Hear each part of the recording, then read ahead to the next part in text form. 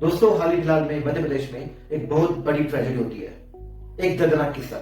इसमें 11 बच्चों की मौत हो जाती है। ऐसा बताया जाता है कि उनकी मौत कफ सिरप पीने से हुई है।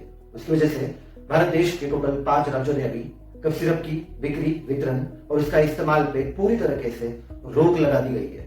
अब हमारे मन में सवाल है कि क्या कफ सिरप हमें पीना चाहिए, नहीं पीना चाहिए। इतने बहुत सारे सवाल हमारे मन में है जिनका आंसर आज मैं इस आर्टिकल के थ्रू देना चाहता हूँ। फिर होता यह है कि उन बच्चों ने जो कफ सिरप पिया है उनमें से एक सैंपल चेन्नई का गवर्नमेंट ड्रग टेस्टिंग लैबोरेटरी है, उसमें भेजा जाता है। वहां से जो रिपोर्ट आती है वो बहुत डरावनी है। दोस्तों, उसमें टोटल 48.6%, इतनी बड़ी मात्रा में डाइथिलिन ग्लाइकोल, ये जो केमिकल है बड़ा पॉइजनस है और हमारे शरीर के लिए बहुत हानिकारक है, ये इतनी बड़ी मात्रा में मौजूद था।